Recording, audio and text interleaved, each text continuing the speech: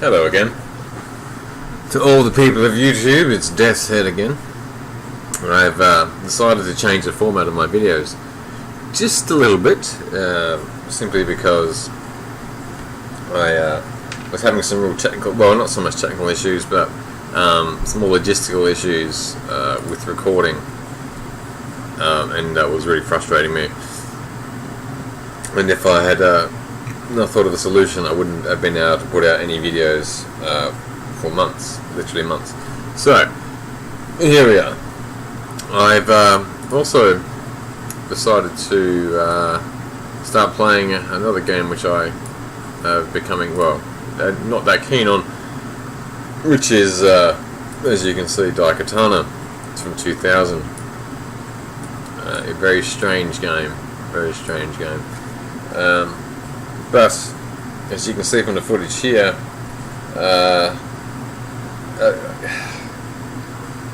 it's a game that is a bit of an enigma to me. I've never played it. I knew that there was a port of it for N64, but I've never actually seen any sort of decent video compression before. But and this is playing on version 1.3, so hopefully you find it to be somewhat interesting footage to watch.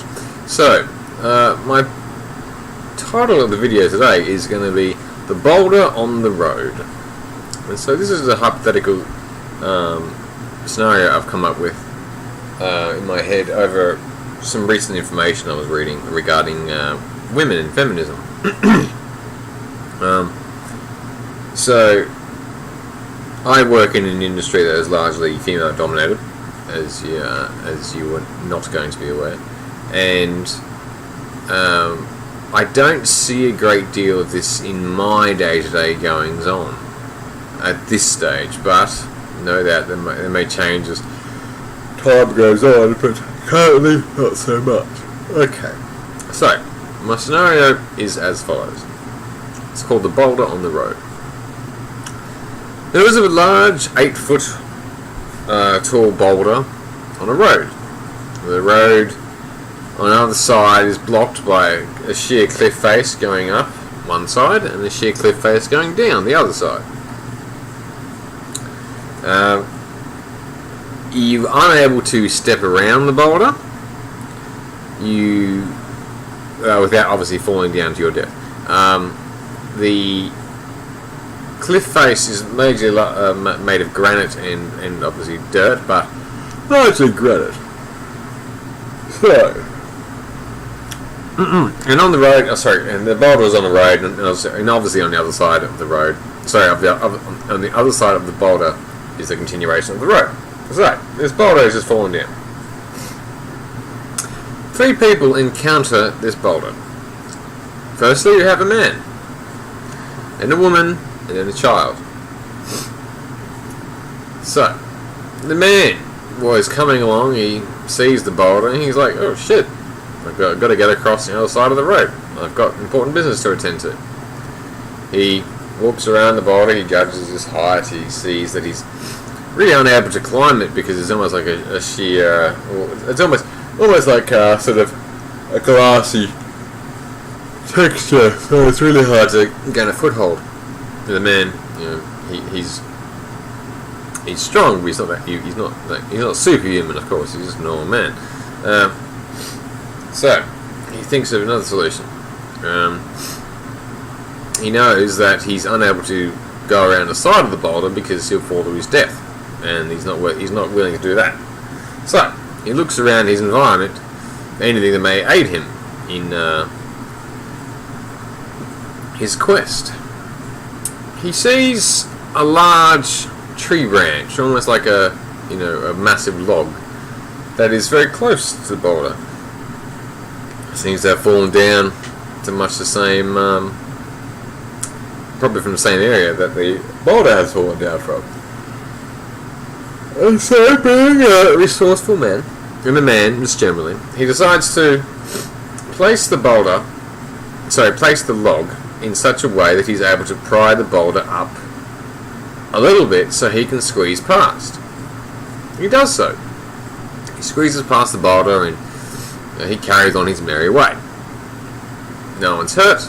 There was no one else on the road that he could help to do such a thing, and he just carried on his merry way. The next person to encounter the boulder is a child of 5 years old. The child considers this massive. Why a child is on the road by itself is anyone's guess, but so the child considers a boulder, and it's like, shit. Well, obviously the child is not going to say shit very much, but the child's like, oh damn, I'm going to get across here somehow. Being the child is 5 years old, it has worked out that the things of height and distance and falling off a cliff face would be a bad thing. So the kid looks over and he's like, oh damn, I can't climb up this. I can't go. I can't easily go around this thing.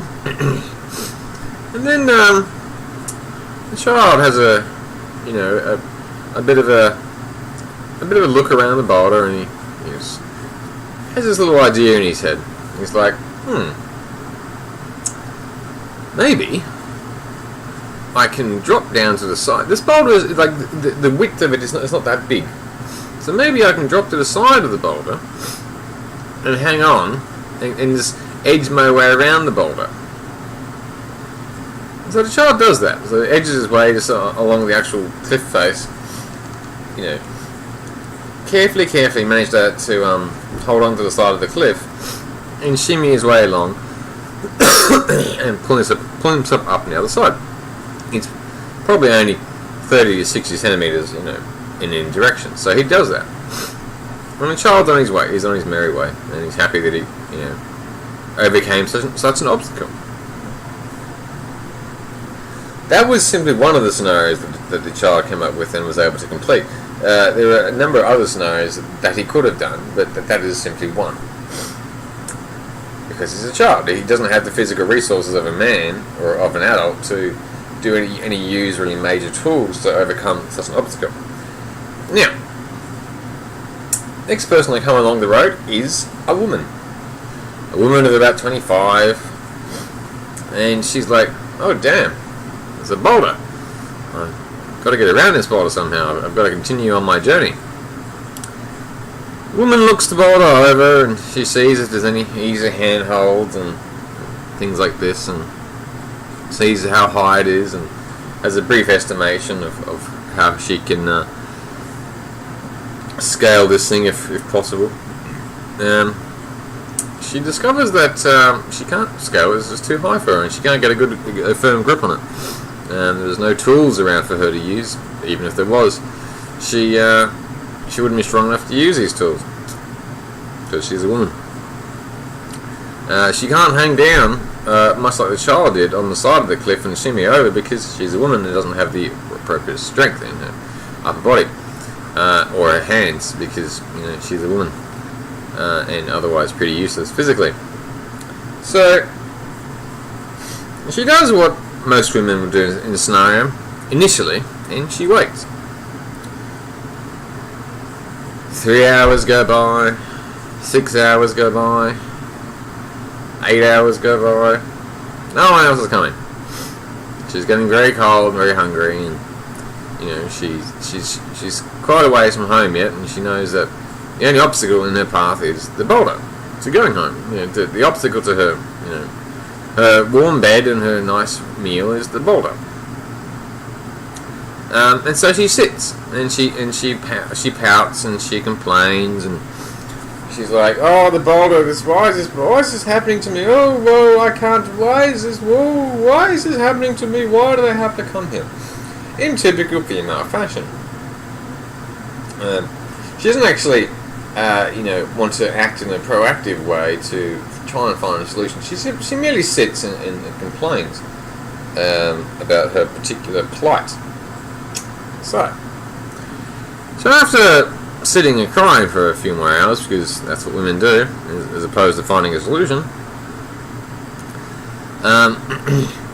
she reverts to another technique that women typically use, and I'll actually give a description as to what I'm talking about in a link in the description. Excuse me. She starts talking to the boulder. She says, "Boulder, you can't be here. What are you doing here? you're not meant to be here. Get back up. Get out of my way. And she starts hitting the boulder and he starts screaming at it. And starts, doing the usual annoying thing women do when they're, when they're not getting their way. And she starts hitting it, blah blah blah, and crying and carrying on, basically throwing a temper tantrum.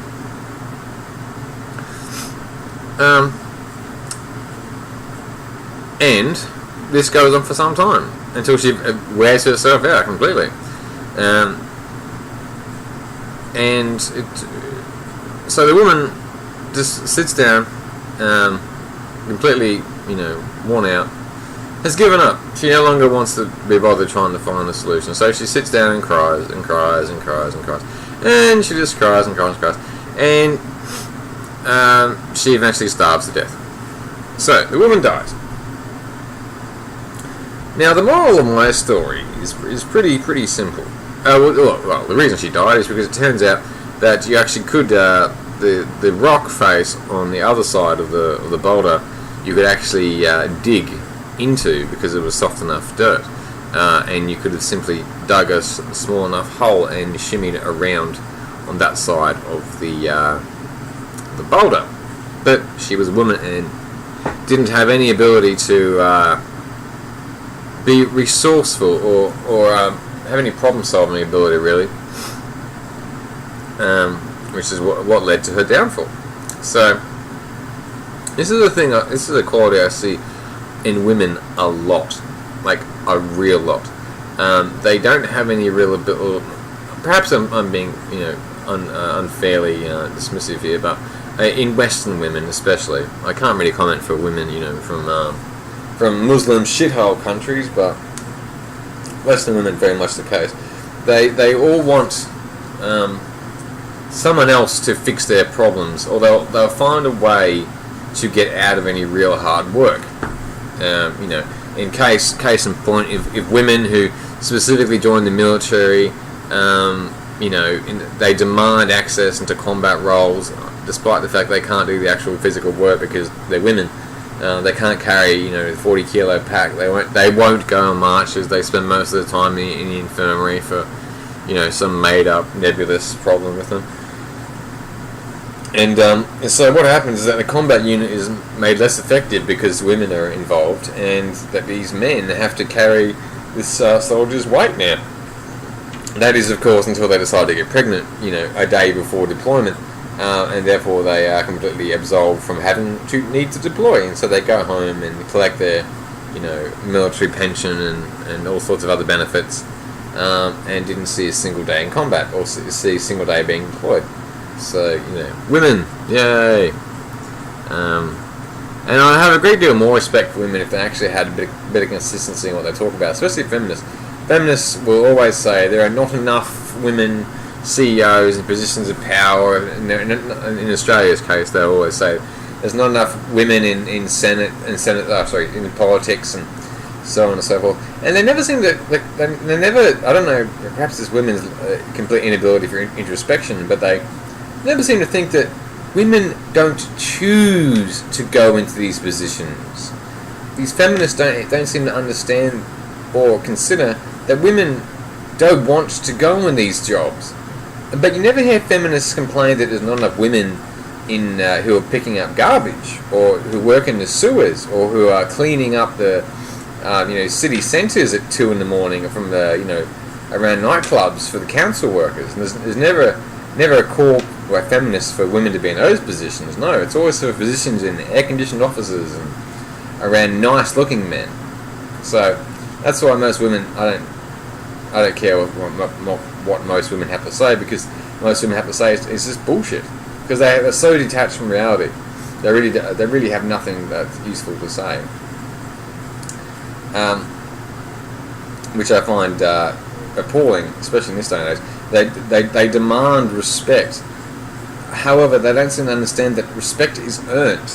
It is never simply given because you exist. I mean, I found this out many years ago in my job of the time. I've done a number of jobs in my lifetime, and respect is certainly one of those things that takes time. You've got You've got to show up on time. You've got to do the job. You have to not complain, given the adversities of the job, and you will gain respect from your peers. That's just how it is. I don't understand why it's so difficult for women to understand. That's the nature of humans. We respect people who do the same shit that we do. We don't respect you because you simply turn up and have a vagina. Having the person has a degree, it no longer indicates or is inherently a respectful thing for me. I don't give a shit if you have a degree. Degrees are next to meaningless these days, if you hadn't noticed, because women have infiltrated have infiltrated tertiary education and watered it down to the point where it's almost it's barely worth going into at all anyway, because they all end up majoring in bullshit things, and they remove the validity of having an education because they all get the same education, they're all churned out with the most ridiculous degree, and they all end up doing shit all with it, with the exception, of course, of medicine and nursing and other health sciences. Education, of course, is one of those things, and education, communication, all the sort of these soft humanities that women infiltrated, and they demand legitimacy and respect because they have they spent the past 3 or 4 years sitting in a room talking with other women. It's like, motherfucker, you've done nothing that's useful to anyone, and you expect me to bend over backwards, bow down to you, and think that your opinion is valid? It really isn't. Just because you have a degree doesn't mean your opinion is any more valid than someone who's been working in an industry for 20 plus years. Anyway, that's my one of my rants regarding tertiary education in this country. But I hope you found this enlightening. It's just one of my hypothetical scenarios I've been thinking of for a little while now. I have more videos to come in the future about various subjects, but just because I'm transitioning, I'm in the process of some changes at the moment, but I will be endeavouring to get them underway, more content of this calibre out very soon. I'm still learning how to use the video editing software, but it's a work in progress. But I hope you guys found this enjoyable, and I will talk to you again very soon. Bye for now. I hope you enjoy watching. See ya.